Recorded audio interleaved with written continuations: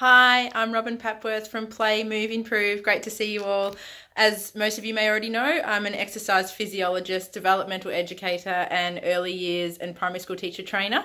Today I'm going to run you through a few of my gross motor skills obstacle courses. And if you have any questions, always come over and visit me on Facebook at Play, Move, Improve or Instagram at Robyn Papworth. Always happy to answer any of your questions, always happy to share more ideas. I just wanted to quickly introduce you to my next activity. It's to encourage crawling. I've set up an obstacle course underneath a kids table, so I can't demonstrate it, I can't fit, but if you get the idea of what we want kids to do. The reason why we've gone under a kids table is obviously it encourages kids to crawl and get into that crawling position. For bigger kids, you could put it under an adult's table. We don't want them to slither like a snake under the table. We want them to be in a hands and knees, cross pattern crawling position. So I'll give you a little show of what it's going to look like, and then be creative. What I've deliberately done is I haven't just used the same toy in each activity. I've incorporated some sight words with some shapes, so it doesn't necessarily have to be all the same. Obviously you're going to have a different setup for a 3-year-old versus a 7-year-old depending on what their learning goals are. So I'll show you through the obstacle course, and again, it's Robyn from Play, Move, Improve.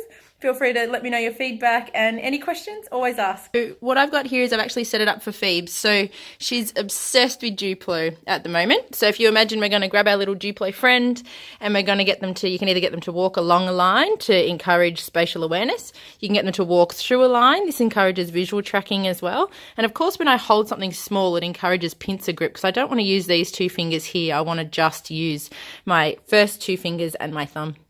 So we're now going to come around to our wavy line that's underneath the table. Now, I can't get under there. I should have got Phoebe to demonstrate. But we can ride our car along the wiggly line. We can drive our little person along the wiggly line. We can even walk our fingers along the line. All different things that we can do under the table. The goal really is just to get them under the table into that cross pattern position. Then we've got our little friends over here. So these are sight words. So we can either use our sight words. I'll bring you around so we're not upside down. Or we can use shapes, we can use different colours, we can use just letters if you wanted to do letter recognition, but here we've got some sight words. And Phoebe's obsessed with flamingos at the moment, so we just go from one to the other. Of course, Phoebe can't, she's only 2.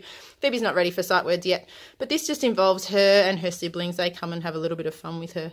So if you can see, be sure to also use the space underneath the table for different activities. You can get them to look up at different letters and shapes and numbers.